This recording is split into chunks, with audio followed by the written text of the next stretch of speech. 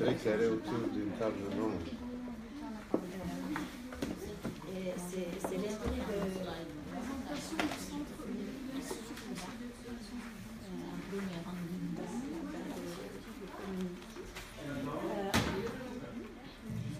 Chers collègues, bonjour, bonjour, bienvenue à ce petit forum francophone qui... C'est toi qui devais commencer. Ah, mais c'est pas grave, de toute façon, on peut continuer. Et je te donne enfin, qui exprime comme toujours l'esprit de la francophonie. Pour que de belles choses se passent, il faut beaucoup de synergie, et la synergie est entre un centre de francophone à la Nube, enfin, qui vient d'être dynamisé de manière créative grâce au professeur Krastanova, et la MOPA, qui est une association francophone des chevaliers de Palme académique, que j'ai l'honneur, le plaisir de présider, et qui est représenté ici aussi par professeur Angelov, qui est le vice-président de cette association. La beauté des réseaux francophones enfin, qui sont en pleine synergie. Donc moi-même, je fais partie de ce centre francophone et de la filière francophone des sciences politiques à la Nube, et professeur Angelov est aussi parmi nos professeurs invités. Notre conférencière, que je ne vais pas représenter, mais juste pour dire un mot sur ces synergies, ces belles synergies, je la connais de longue date, je ne vais pas préciser, mais un des tout premiers en fait, colloques francophones que j'ai fait après les changements démocratiques. Donc à l'époque c'était un grand événement, c'était aussi civique et démocratique qu'académique. On l'a fait ensemble.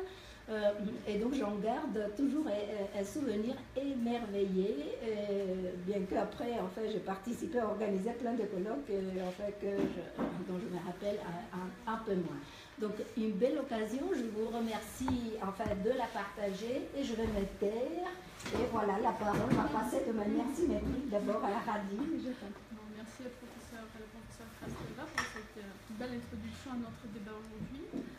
Donc je m'appelle Jussac Krastanova, je suis le responsable de ce qu'on appelle à la NUB, Centre francophone de réussite universitaire et académique. Je voudrais ajouter juste quelques mots pour notre débat d'aujourd'hui. Je voudrais ajouter que le professeur Angelov est en même temps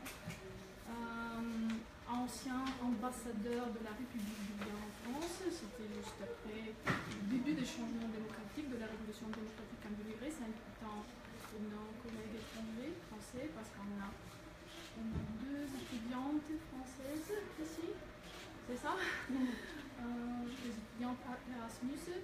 Et je voudrais partager mon émotion aussi. Je suis très heureuse et très ravie d'accueillir aujourd'hui Madame Krans, qui représente l'Institut français de relations internationales, qui a été fondé et présidé par Thierry de Montbrial. Thierry de Montbrial est un scientifique de renom mondialement connu pour son apport pour l'introduction, si vous voulez, du systémisme, de l'approche systémique dans l'étude et l'analyse des relations internationales.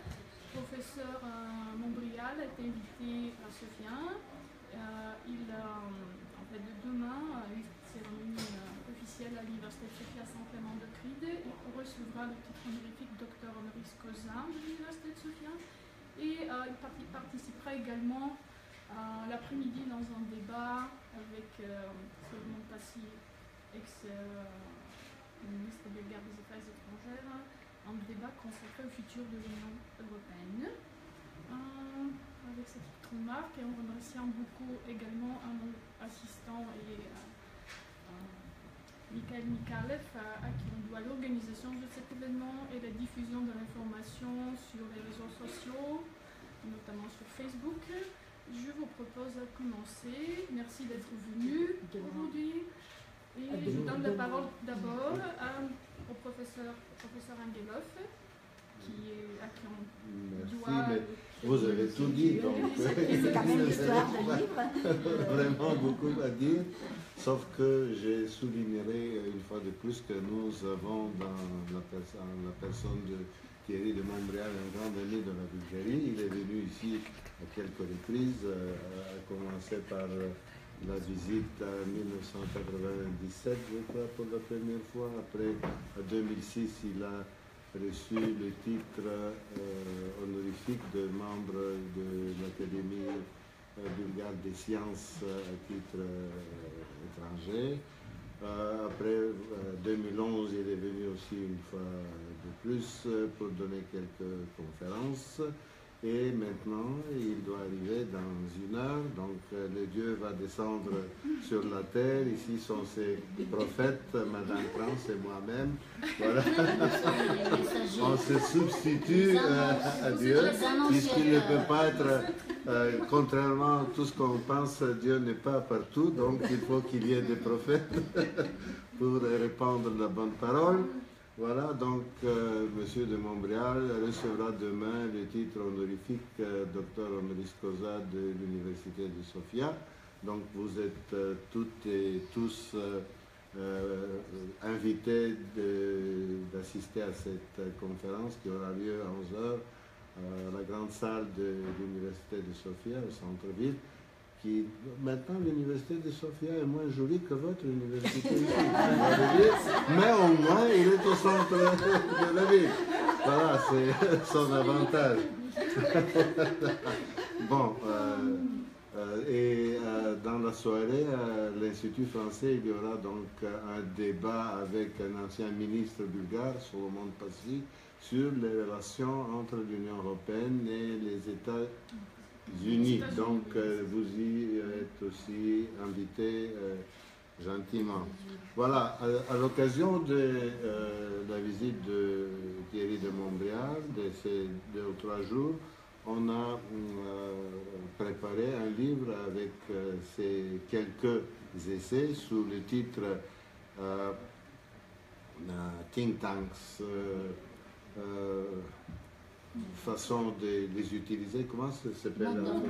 Mode d'emploi, oui, bien sûr, parce que j'ai calqué ça sur Georges Perec, la vie mode d'emploi.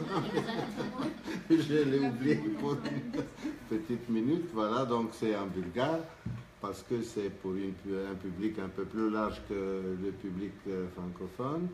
Et vous pourriez donc voir les sources, si vous voulez voir les originaux en français. Tout est cité ici, d'où ça vient. Donc, c'est un compendium, en quelque sorte, de 4 parties. Mais je n'y parlerai pas davantage sur cela parce que nous sommes un peu pressés. Parce que ce soir, l'ambassadeur nous a invités à un dîner à l'ambassade en l'honneur de M. de Montbrial. Donc, il faut que nous ayons avec Madame Krantz nous changer. Voilà. Nous ne sommes pas en tenue officielle. Voilà. Et nous voudrions aussi présenter quelques livres de M. de Montbrial, pas présenter, mais faire don à la bibliothèque de la nouvelle université bulgare. Ce sont des livres en bulgare et Madame Krantz a promis de les envoyer en français d'ici peu. Par la poste. Et maintenant, il faut céder la parole à Madame Krantz qui nous présentera qu'est-ce que c'est que les think tanks français, les meilleurs, les plus anciens, IFRI, Institut français des relations internationales, dont Madame Krantz est la porte-parole ou attachée de presse. Si tu permets juste un petit mot en fait, pour nos étudiants bulgares. En fait, ce livre, on doit l'idée, la conception, la traduction et le travail éditorial à notre cher invité, ami, c'est Angelov. Donc il faut quand même le souligner parce que c'est grâce à toi, vraiment, il y travaille depuis 1 année avec en fait, beaucoup de passion. Et je suis toute contente en fait, qu'on va le lire attentivement après la visite de Montréal. Excuse-moi, mais j'ai trouvé ça tout à fait important. Bon, bonjour, je suis très heureuse de me trouver devant vous, de visiter pour la première fois. J'ai un peu honte, étant bulgare, de visiter pour la première fois la nouvelle université bulgare, mais j'ai des relations permanentes avec Anna Kristeva, Anthony Todorov, vos autres professeurs, Anthony Galabov, qui sont des collègues. J'ai travaillé pendant de longues années à l'Institut de sociologie de l'Académie bulgare et puis depuis 1996 j'habite à Paris et depuis 2001 je travaille à l'EFRI, donc je suis chargée de la communication des relations médias. Je suis heureuse d'ailleurs de représenter en quelque sorte la Bulgarie parce que nous sommes plusieurs étrangers dans cet institut où travaillent 50 personnes environ, dont 30 chercheurs. Il y a plusieurs nationalités du Maghreb, de l'Allemagne, des États-Unis et des pays de l'Est, donc la Bulgarie est représentée, j'ai l'honneur. C'est le premier institut de relations internationales créé en 1979 par Thierry Montbrial lui-même, à une période où les États-Unis avaient déjà depuis longtemps, et la Grande-Bretagne également, créé des structures de ce qu'on appelle les think tanks ou boîtes à idées ou laboratoires à idées. On peut donner plusieurs traductions.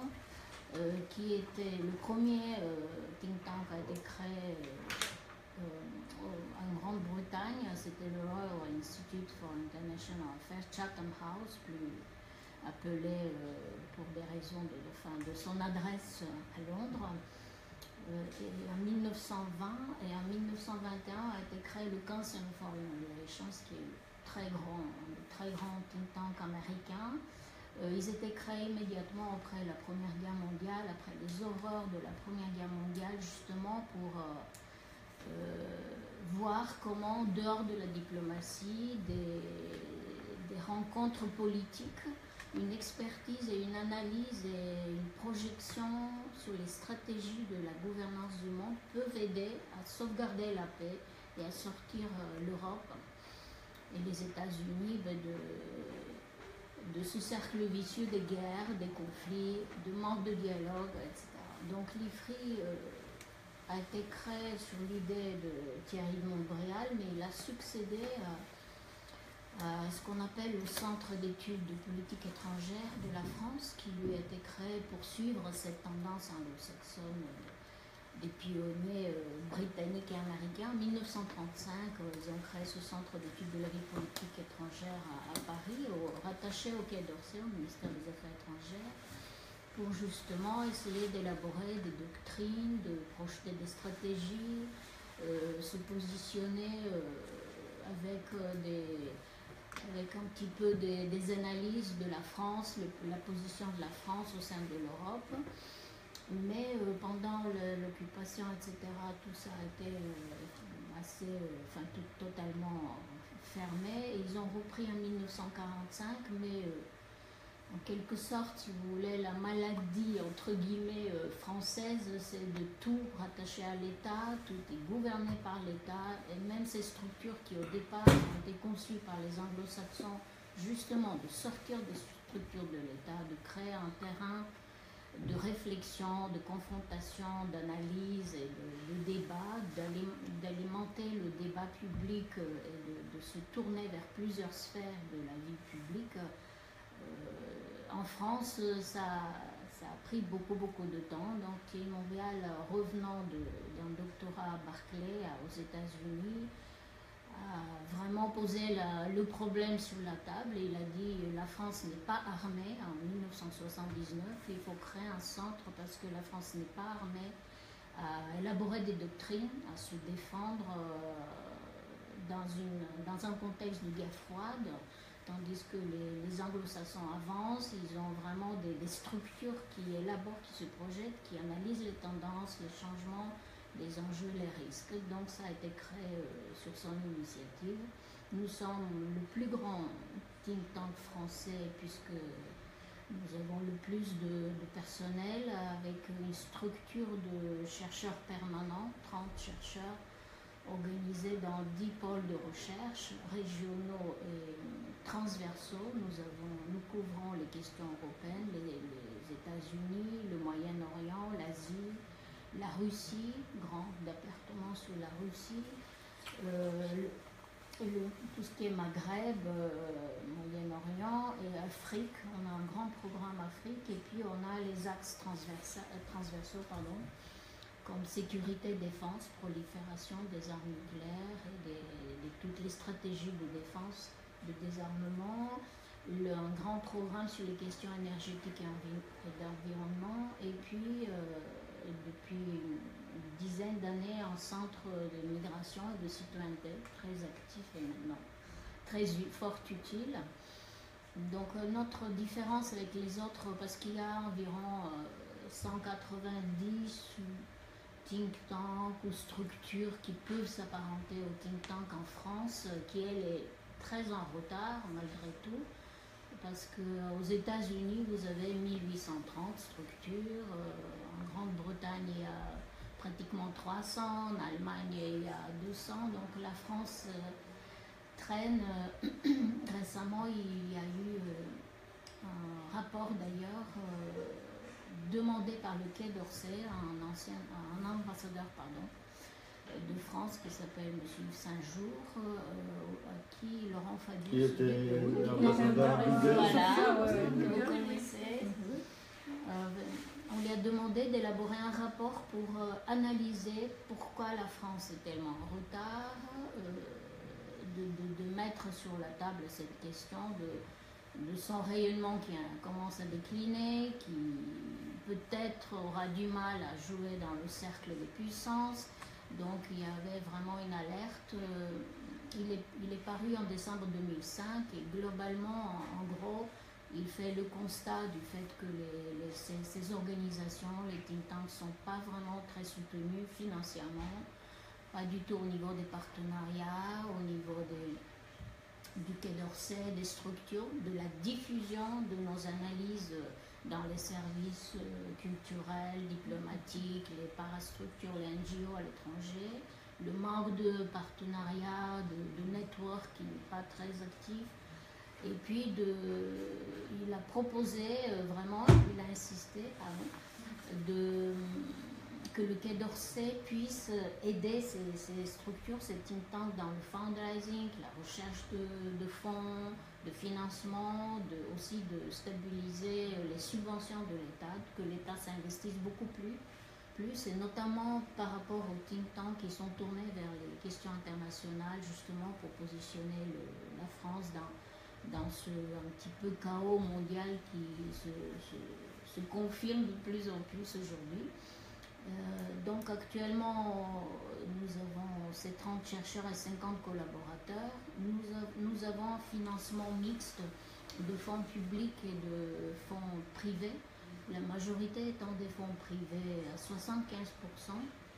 On est financé par les entreprises, par des dons, du mécénat des entreprises françaises, quelques rares entreprises étrangères, par membership individuel. On a à peu près 250 membres individuels, puisqu'on a un statut d'association reconnue d'utilité publique en France. Et nous avons aussi toutes les ambassades, le corps diplomatique étranger basé à Paris, qui aussi est membre de l'IFRI. Et puis on a environ 25% de subventions de l'État qui n'est pas très régulière. Il y a des années où elle est gelée, n'est pas versée, donc ça crée beaucoup de fragilité, on va dire, de nos structures financièrement. Donc de ce fait d'être totalement créé sur le modèle anglo-saxon, c'est la seule structure, je pense, en France, qui a osé se faire financer par des fonds privés, puisque on le sait déjà, vraiment l'État en France est extrêmement présent et il y a beaucoup d'instituts de très bonne qualité, mais qui restent quand même des structures de l'État et des universités d'État. Et qu'est-ce qui est différent? Donc on a 25% de subventions qui se traduisent soit par des versements, c'est une ligne budgétaire du Premier ministre pour assurer le rayonnement des analyses françaises, des expertises, soit c'est des commandes d'études du ministère de la Défense, du Quai d'Orsay, sur des questions hautement stratégiques. Maintenant on a beaucoup de commandes sur la Russie. d'études qui sont commandées par le ministère de la Défense et qui sont utilisées par l'État, le Quai d'Orsay, les ministères à élaborer les stratégies, la façon de communiquer d'ailleurs avec Poutine, de comment créer des nouveaux partenariats ou comment traiter avec ces pays. L'IFRI est classé, il y a un classement mondial des think tanks depuis 10 ans, cette année d'ailleurs, c'est le 10e anniversaire, lancé